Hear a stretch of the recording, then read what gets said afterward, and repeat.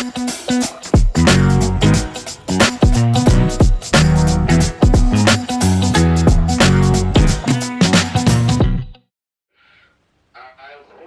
got some bad news for you. Okay. Your whole front end is pretty much shot. And throw like estimated numbers out. You're talking about a good... Well, that's how that goes.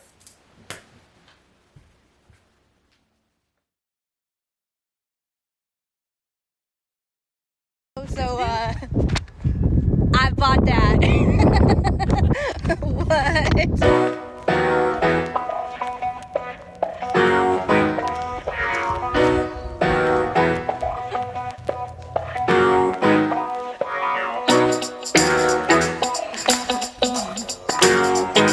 You didn't watch them, son?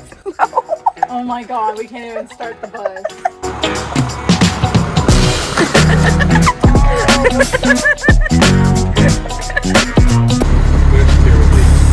We're moving! You actually already seem like you're doing good.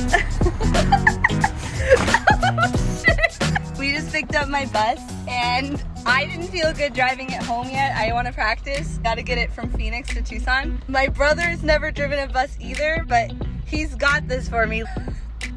Wish us luck.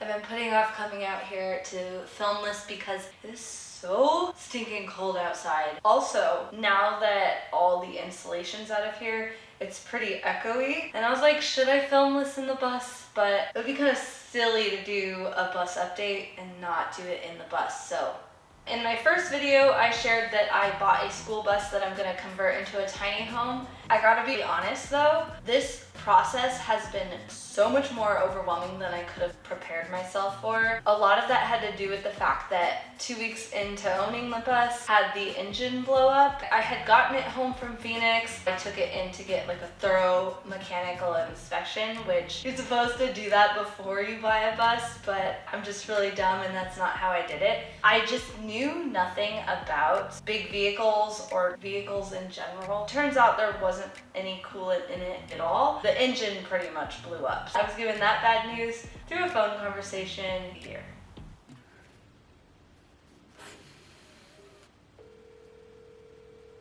Hi, this is Michaela. I'm returning your call about my bus. Oh, hi, Michaela. Are you on lunch? Yeah. Did you eat already? Yeah. Okay, good. I unfortunately got some bad news for you. Okay. And since it got overheated, there is coolant in your oil. We got to remove heads, send heads out, and replace head gaskets and all that good stuff. Your whole front end is pretty much shot. Kingpins, tie rod ends, drag link. Your tires are really old, so they're from 2010. Mm-hmm. But really right now your biggest thing is that engine. You're talking about a good maybe 15, 20,000. Wow. That is really sad.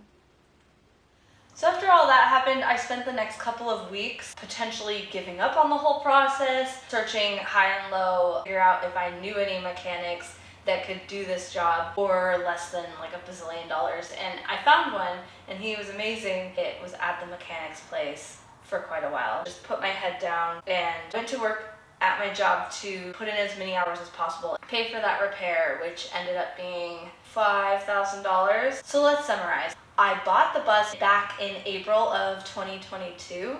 It is now December. Here's a list of everything I've done so far since I got it back from the mechanic. First of all, now that I got the engine repaired, it is pretty much like brand new. This is a 2000 International school bus, but it now has a pretty much brand new engine, so it runs fantastic. But the first step after that was getting all of the seats out. I knew I wanted a handicap door in the back, but that meant that not only did I have seats that were all bolted down, it also had handicap metal tracking that was also thoroughly bolted in. And all those bolts had nuts at the bottom, so it was a two-person job having somebody underneath the bus and somebody on top holding that nut still as the other person. It was just a whole thing.